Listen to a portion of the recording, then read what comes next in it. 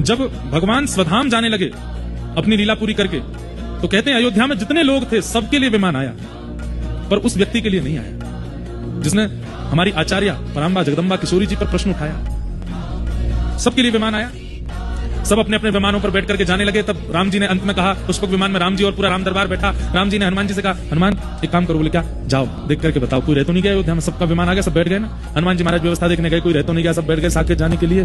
तभी हनुमान जी ने देखा कि सरजू जी के तट पर धोबी रो रहा है। हनुमान जी, तुम क्यों रो रहे हो? तुम विमान में क्यों नहीं बैठे? बोले मेरे लिए विमान आया नहीं। अरे तो तुम्हारे लिए किसी और के में बैठ जाओ।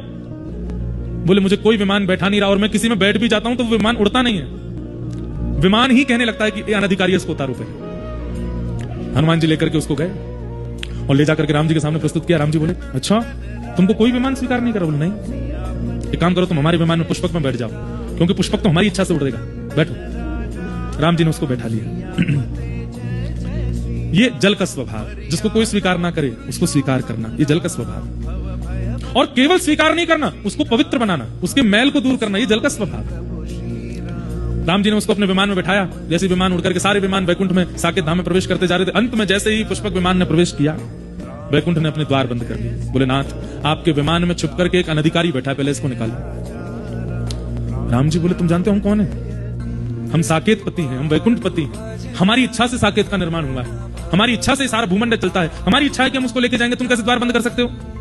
बोले महाराज क्षमा करें, पर साकेत के जो नियम हैं, उन नियमों में आचार्य अवहेलना करने वाले को यह कभी नहीं प्राप्त हो सकता साकेत। और इसमें अगर स्वामी भी चाहेंगे तो भी साकेत उसको स्वीकार नहीं करेगा जो आचार्य अवहेलना करके आया है। आप इसको उतार दीजिए।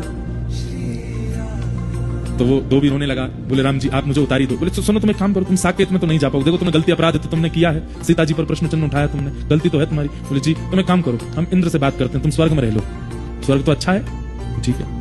भगवान ने इंद्र को बोला, इंद्र इसको लेकर के जाओ। इंद्र ने अपना मुकुट उतार करके राम जी के चरणों में धर दिया। बोले अभी इस्तीफा देता हूं, इसको नहीं लेके जाऊंगा। आचार्य अवहेलना करने वाले को अगर स्वर्ग ले जाना पड़ेगा तो मैं अपने आचार्य, अपनी इंद्र पदवी से इस्तीफा दे दूंगा।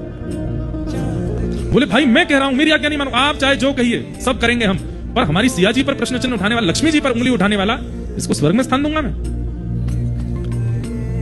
वो आदमी बोला मुझे छोड़ दीजिए राम जी, अब क्या? नहीं रुको, हम रुको, कोई बात, हम शिव जी से बात करते हैं, भूत प्रेत हैं वहां पे, वहां तो रह लोगे, हम शंकर जी से कह देंगे तुमको बढ़िया व्यवस्था दे देंगे, शिव लोग चले जाओ। शिव जी बोले मेरा त्रिशूल तैयार है, भेजो इसको, खंड खंड कर दूंगा इसके, लेकिन इसको शिवलोक में नहीं रहने दूंगा।